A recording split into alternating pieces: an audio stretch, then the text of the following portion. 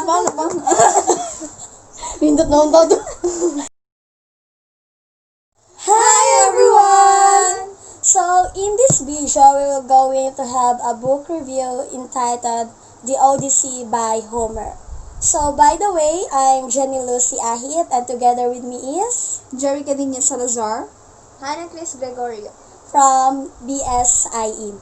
So now we will going to discuss first the author's background.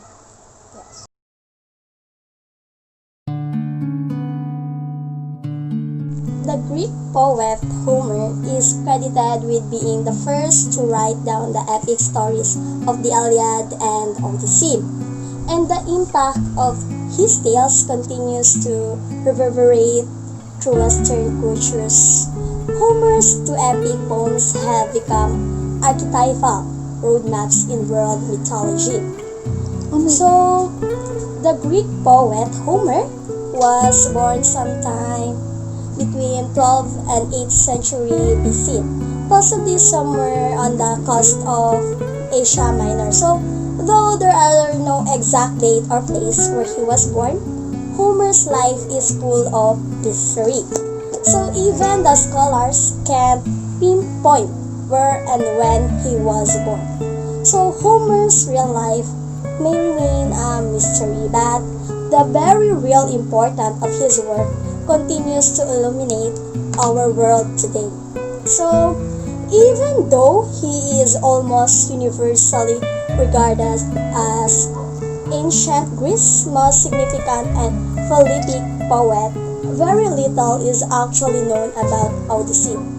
Author Homer, something he was a blind man writing in 8th century BCE. Some actually think that he wasn't a man but a woman. And there are even some who think that Homer was in fact many different authors reciting and retelling and recasting the Odyssey over many generations as they went to understand the Odyssey and its prequel, the Iliad, is to understand the very nature of storytelling itself. Both came from what you will hear historians refer to as an old tradition, meaning that these are never written down but told from generation to generation out loud in communities among friends and families, and the stories passed from generation to generations being recast, retold, and sometimes translated to fit different contexts or purposes. So the Odyssey has influenced storytelling since its inception. Think about themes like heroes, because father and son relationship, reuniting with your family, saving some main family member or central female character themes like Star Wars, The Lion, and even Super Mario Brothers characters overcoming supernatural odds with their own combinations of natural talents and little help from forces beyond their control coming into their own. The epic quest and anything like it was a depth of gratitude to the Odyssey. Now that Odyssey didn't just speak to epic story telling and massive interesting quest, but it actually spoke to the nuisance of storytelling and language literary devices like simile and metaphor. So that went on to have a tremendous impact on the way we share information with each and also from a historical perspective. So the Odyssey actually referred many glimpses into what life was like in ancient Greece. You can see that this is a book that not only speaks to mythology but creativity and epic, but also a book that speaks history and understanding context life long in our past.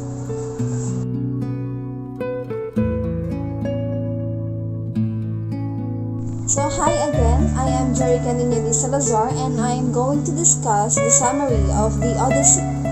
So let me start with the introduction. After an invocation to the muse of poetry, the epic begins in medias res, or in the middle of things. Odysseus has been gone from Ithaca for about 20 years. The first 10 years he spent on fighting the Trojan War, and the last 10 years was his journey on trying to get home. Meanwhile, Odysseus' wife, Penelope, tries to fend off over 100 suitors who have invaded the royal palace, seeking her hand in marriage and a chance of ruling Ithaca. Telemachus, son of Odysseus and Penelope, is just coming of age and is at a loss as to what to do about the suitors. The mother and son long for Odysseus' return. The first 4 books deal with Telemachus' struggle. A secondary plot in the Odyssey is Telemachus' coming of age, his own quest, which scholars sometimes refer to as the Telemachia. The goddess Athena appears to the young prince in disguise and advises him to gather an assembly of the island leaders to protest the invasion of the suitors. Soon after, he is to visit King Nestor of Pylos and King Menelaus of Sparta, old comrades of his fathers, to gather any new information about Odysseus. So at the assembly, the 2 leading suitors, the aggressive Antinous and the smooth-talking Eurymachus, confront the prince. They accuse Penelope of delaying too long in her new choice of husband. Telemachus speaks well, but accomplishes little at the assembly because the suitors are from some of the strongest families in the area and are impatient with Penelope's delay. On Book 5 to 8, Homer leaves the story of Telemachus as the suitors are about to ambush his ship on its return to Ithaca. At Athena's urging, the gods have decided to free Odysseus from Calypso. Hermes, the messenger god, delivers the order to Odysseus' captor. Odysseus has spent 7 years with the goddess, sleeping with her at night and feeding for his home and family during the day. Calypso is a beautiful, lustful nymph who wants to marry Odysseus and grant him immortality, but he longs for Penelope and Ithaca. Reluctantly, Calypso sends Odysseus on his way. Poseidon, the sea god, spots the wayfarer and seeking revenge because Odysseus blinded Poseidon's son, Cyclops. Shipwrecks Odysseus on Phaeacia, which is ruled by King Alcinous.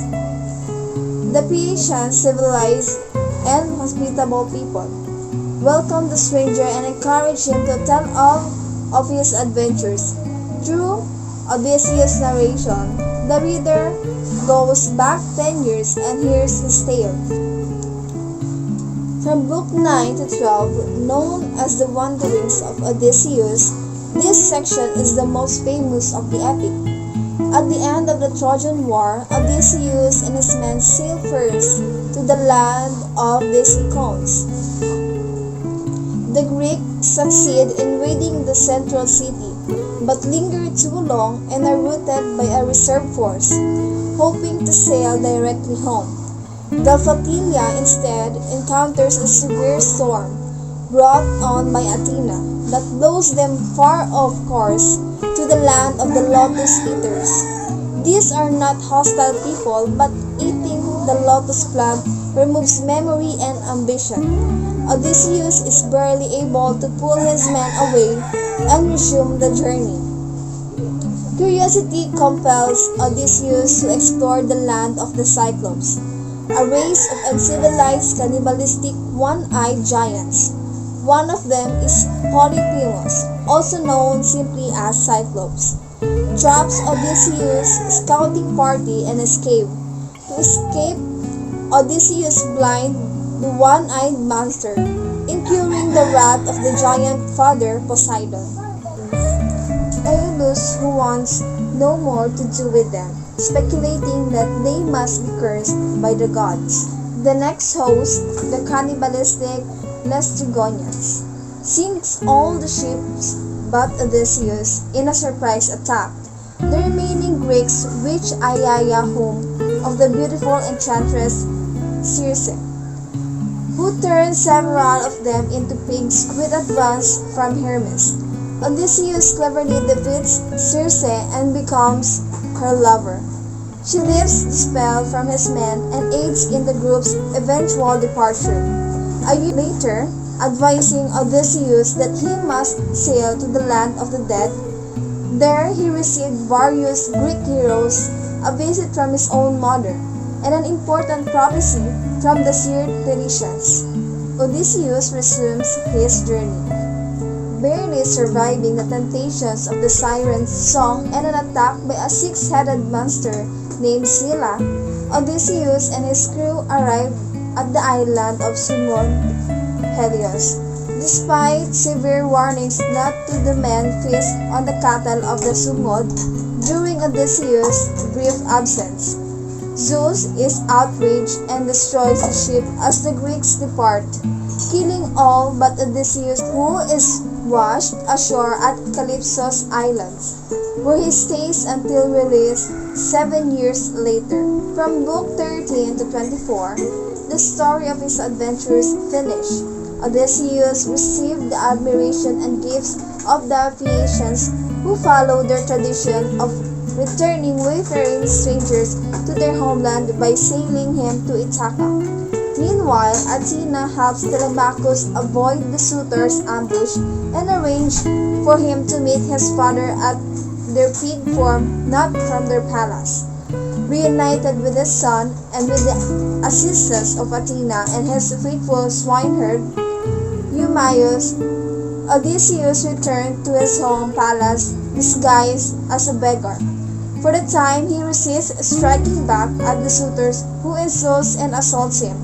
Penelope seems at least suspicious that he is her husband, but it is Eurycleia, a loyal nurse who cared for Odysseus when he was a child, who has no doubt by his identity, as she discovers an old scar on his leg when she bats him. Penelope arranges a contest, vowing to wed any man who can swing the great bow of Odysseus and shoot an arrow through a dozen axes as he used to do. The suitors all fail. Only Odysseus himself can perform the feat. With deft planning and more help from Athena, he and Telemachus and two faithful herdsmen slaughtered the suitors. Odysseus and Penelope are reunited, as are Odysseus and his aging father. Athena makes peace with the suitors, vengefully friends and families, avoiding civil war. Odysseus is home at last.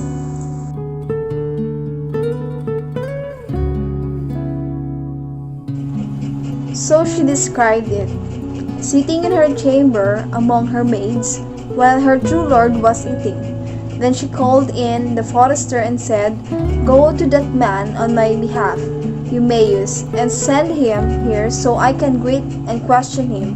Abroad in the great world, he may have heard rumors about Odysseus and may have known him.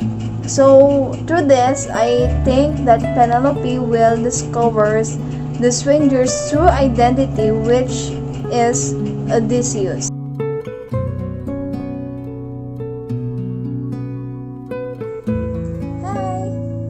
Hanna, welcome you to this special part where we will be discussing the similarities and differences of Iliad and Odyssey. Given that both the Iliad and Odyssey were epic written by the same author, Homer, they do share a considerable number of characteristics. For one, both stories take place over the course of 10 years period. Second, they both take place and medial stress, which means in the middle of things. In other words, neither plotline begin in the actual beginning of the story, as Iliad began at the last weeks of the last year of the war. The Odyssey begins at the middle of the Telemachus' journey. Third, the Iliad and the Odyssey has the same number of books, which could be symbolic. Both books begins in an invocation of the Muses, which is typical of Homer. Lastly, the characters are similar in the both pieces of literature. Although the Iliad and the Odyssey have many similarities, they also have many differences. For example, in the Odyssey, that focuses on Odysseus' journey home following the Trojan War. As a result, the Odyssey epitomizes an action and adventure, and the mythical creatures and dangerous situations are ever present. However, the Iliad dons a very similar tone rather than heroism, and adventure is much more dramatic. The focus is on the war between the Greeks and the Trojans, so the deaths are raw and graphic. The elevated language heightens the seriousness of the epic. Consequently, the plotline of the Iliad is very complex and detailed, while the plotline of the Odyssey is much more straightforward and simple. Also in the Odyssey, the gods are depicted as far more passive and neutral. They are not as directly involved or headstrong as in the Iliad. In the Iliad, there is much conflict among the gods in Olympus. Zeus, Poseidon, Hera, Athena, Ares, Aphrodite, and all other gods and goddesses constantly involve themselves in the war, choosing sides and often interfering against the wishes of other divine beings. Finally, perhaps one of the greatest differences between the two epics is the way in which women are portrayed. In the Iliad, women are viewed as much more or less prizes, especially with Helen, who is source of much conflict. In the Odyssey, however, women are seen to become in a position of power.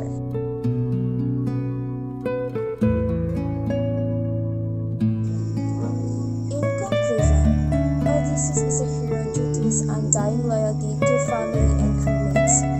Odysseus was faced with many challenges. His heroic actions during the Trojan War and his journey back to his family helped slowly structure himself as the hero he was prophesied as.